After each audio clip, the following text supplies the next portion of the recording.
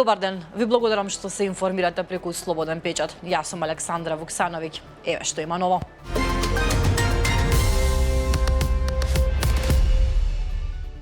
Денес синдикатот најави блокада пред владата во 11 часот, со истите барања што беа испратени и на претходните протести пред Собранието и Стопанската комора. Минимална плата од 600 евра и линеарно зголемување на сите плати за по 100 евра. Додека притисокот директно се насочува кон владата, а опозицијата се обидува да извлече политички поени. Работодавачите, особено поголемите компании, речиси и да не слушаат во јавноста. Нема детални образложенија зошто според нив економските услови не дозволуваат зголемување на минималната плата.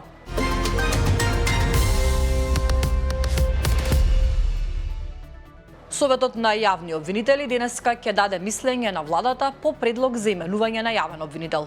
Советот на јавните обвинители во согласност со законските рокови треба во рок од 15 дена да даде позитивно или негативно мислење до владата, пошто таа до Собранието предлага еден од кандидатите што добил позитивно мислење.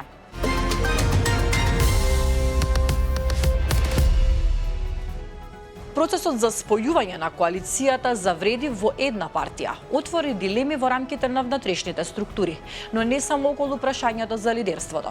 Главната дебата се чини дека се префрлила на принципите на функционирање и подолба на моќта меѓу четирите составни субјекти. Вице-премиерот Арбен Фетај нагласува дека еднаквоста меѓу четирите партии е фундаментален принцип, објаснувајќи дека делот на Влен е поделен на 4/4. Лидерот на Демократското движење и градоначалник на Чаир, Изет Меджиди, ја поддржа иницијативата на председателот на БЕСА Билал Касами, оценувајќи дека станува збор за чекор напред кон обединување на политичките субјекти во рамки на коалицијата.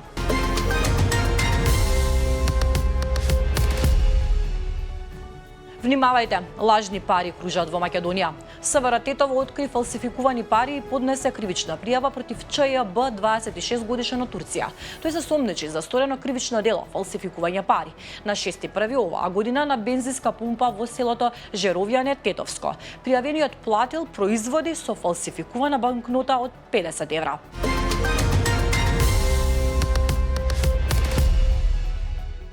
Додека се санираат последиците од излевањето на зајаска река во Кичево, која настана по обилните врнежи од дожд. Повеќе од 60 семејства повторно останаа без покрив над глава. Втор пат во текот на месецов поради новиот бран поплави. Во спортската сала во градот се сместени околу 250 лица, односно 63 домаќинства, чии домови беа поплавени во вчерашното невреме. За сега условите во салата не се соодветни за одржување на лична хигиена, а евакуираните немаат можност за капење.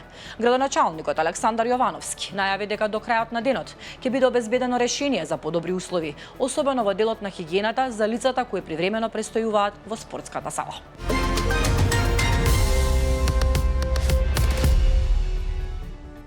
Сообраќајот на државните патишта низ земјава се одвива во зимски услови и по влажни коловози, додека на повисоките места во западните региони има остатоци од кашест снег. Поради снежните врнежи воведени се забрани за тешки товарни возила на патниот правец Гостивар Кичево преку Стража, како и на кракот Маврово Дебар. На патниот правец Сетово Попова Шапка има забрана за автобуси, а за останатите возила задолжителна е зимска опрема.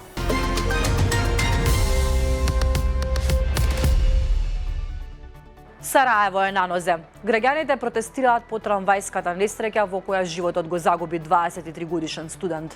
Демонстрантите бараат вистина, одговорност и побезбеден град. Протестите продолжуваат и денеска поради трагичната трамвајска несреќа што се случи пред неколку дена во центарот на Сараево.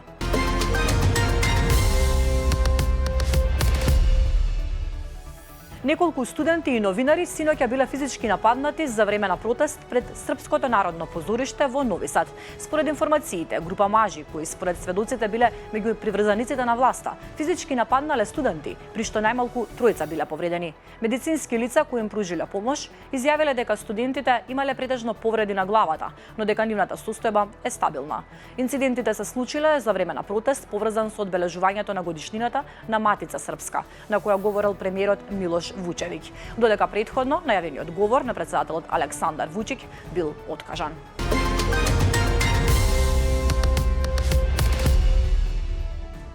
Украина удри со дронови во длабочината на Русија. Синоќа украинските беспилотни летала нападнаа неколку локации во Русија, вклучувајќи и рафинеријата за нафта, каде што избувна пожар од огромни размери. Локалните жители пријавија повеќе од 10 експлозии, а руските медиуми тврдат дека воздушната одбрана соборила повеќе од 20 беспилотни летала. Во гаснењето на пожарот учествувале 72 пожарникари, 21 противпожарна единица и 1 противпожарно возило. Неколку аеродроми се затворени.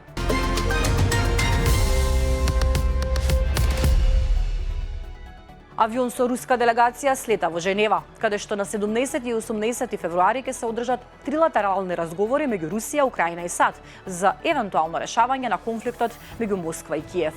Кремљ објави дека за разлика од претходните состаноци во Абу Даби, овој пат ќе се дискутира за поширок спектар на прашања.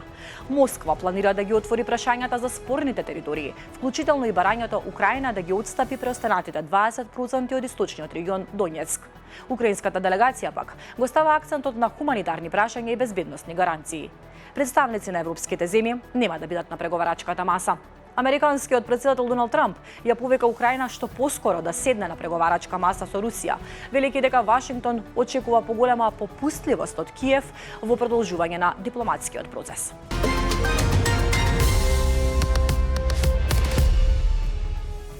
Уште вести од светот. САД и Иран денеска одржуваат индиректни разговори во Женева со цел решавање на нивниот долгогодишен нуклеарен спор, со малку јасни индикации за компромис, додека Вашингтон распоредува борбена сила во регионот. Американските представници Стив Виктов и Джерад Кушнер ќе учествуваат во преговорите. Трамп рече дека ќе биде вклучен индиректно во преговорите во Женева и дека ветува оти Техеран сака да склучи договор.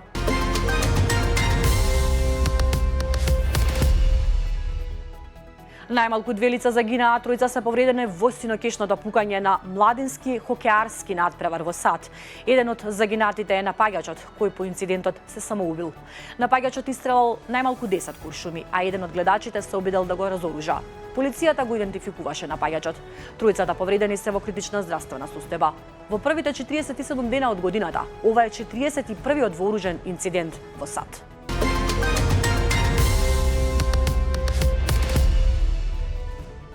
Едно лице е убиено, а 20 други се тешко повредени синоќа во напад со нож во Сиднеј. Службите за итна помош биле повикани во предградие западно од Сиднеј околу 10 часот по локално време, поради пријави дека маж избодел неколку луѓе и избегал, соопшти полицијата. Нападот се случил на прометна улица. Осомничениот е познат на полицијата за ситни кривични дела и голем број инциденти поврзани со неговото ментално здравје.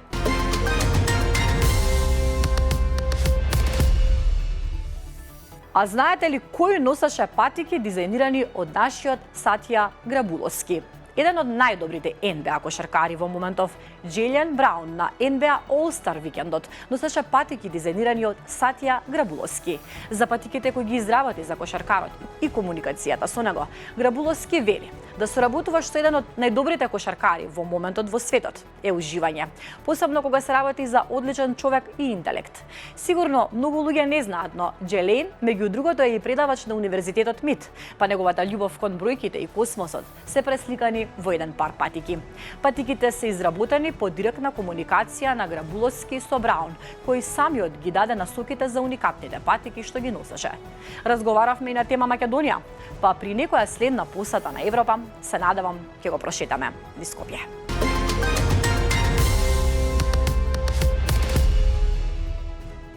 И за крај временска прогноза. Времето денеска ќе биде облачно, со врнежи од дожд, кои повремено на места ќе бидат пообилни. На планините врнежите ќе бидат од снег, а на повисоките места од дожд и снег. Во источните делови од државава ќе има услови за ретки грмежи. Ќе дува засилен повремено силен северен ветер.